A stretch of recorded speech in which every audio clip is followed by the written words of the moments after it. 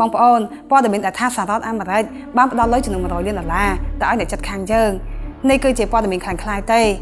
មានបងប្អូនខ្លះក៏បានជឿហើយក៏បានជេរសហរដ្ឋអាមេរិកការប៉ັດទៅគឺគេបានផ្ដល់លុយចំនួន$45 លានតែប៉ុណ្ណោះហើយចែកជា2ជាមួយនឹងកម្ពុជាដែលកញ្ចប់ថវិកានឹងគឺគេផ្ដល់ឲ្យសម្រាប់ទុកជួយជនភៀសសឹកការដកមីននិងការបញ្ឈប់ការបោកប្រាស់តាមអ៊ីនធឺណិតវាតែប៉ុណ្្នឹងទេអ្នកដែលផ្សាយថាសហរដ្ឋអាមេរិកគឺជាអ្នកផ្ដល់លុយឲ្យពួកគេ$100 លាននោះគឺជាអ្នកចិត្តខាងយើងនឹងគឺជាអ្នកផ្សាយបំភ្លៃទេសហរដ្ឋអាមេរិកមិនបានសន្យាថាឲ្យអ្វីទៅគេនឹងទេបងប្អូនគោលដៅរបស់គេគឺគេចង់ធ្វើឲ្យខ្មែរយើងក្តៅក្រហាយបែកបាក់និងស្អប់សហរដ្ឋអាមេរិកតាមមតិរបស់ខ្ញុំប្រសិនបើអ្នកណាគេឲ្យលុយយើងមិនថាតិចឬច្រើននោះយើងគួរតែចេះរីករាយនិងដឹងគុណចំពោះគេជានិច្ចមិនមែនតែខឹងគេទេជនភៀសសឹកដែលបានរត់ចេញពីផ្ទះពួកគាត់គ្មានលុយអ្វីទេអ្នកខ្លះកំពុងតែស្នាក់នៅក្នុងវត្តផងបាត់ដីបាត់ផ្ទះអស់ហើយដូចនេះបានអ្នកណាគេឲ្យលុយយើងចំនួនប៉ុណ្ណានោះយើងគួរចេះរីករាយយកទៅ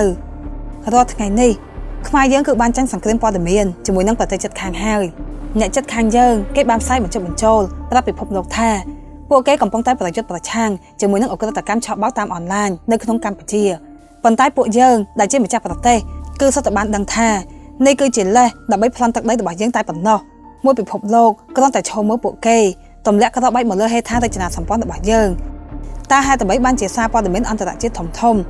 គេចេះតែជឿទៅលើអ្នកជិតខាងរបស់យើងនេះគឺដោយសារតែអ្នកជិតខាងនឹងមានសារព័ត៌មានអន្តរជាតិធំឈរជើងនៅក្នុងប្រទេសរបស់ពួកគេចំណែកឯកម្ពុជាសូម្បីតែមួយក៏គ្មានដែរនេះគឺជាចំណុចខ្សោយដ៏ធំបំផុតមួយរបស់កម្ពុជាបើយើងមិនអាចបញ្ចុះបញ្ចូលឲ្យក្រុមហ៊ុនសារព័ត៌មានអន្តរជាតិល្បីៗឲ្យគេចូលមកក្នុងប្រទេសយើងបាននោះយើងនឹងបន្តចាញ់អ្នកជិតខាងនឹងមួយជីវិតមូលហេតុដ៏ធំបំផុតមួយទៀតដែលយើងចាញ់គេគឺដោយសារតែ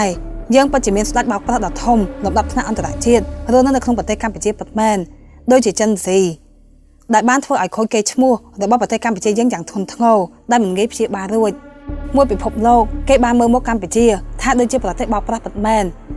តែពួកគេមិនបានដឹងទេថាពួកមនុស្សអាក្រក់ទាំងអស់ហ្នឹងគឺជាជនជាតិចិនសោះមិនមែនខ្មែរយើងផងលើពីនេះទៀតរបៀបដែលចិនស៊ីទទួលបានអាជ្ញាប័ណ្ណស្របច្បាប់បើធនាគារនៅក្នុងប្រទេសកម្ពុជាបានរឿងនេះវាបានធ្វើឲ្យមួយពិភពលោកបានគិតថា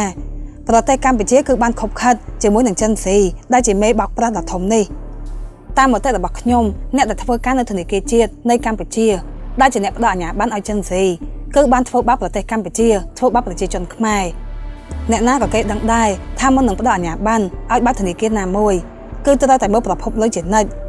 ហើយខាងធនាគារជាតិក៏យកព្រមអនុម័តតែម្ដងដោយមិនត្រួតពិនិត្យឲ្យបានច្បាស់លាស់ទេ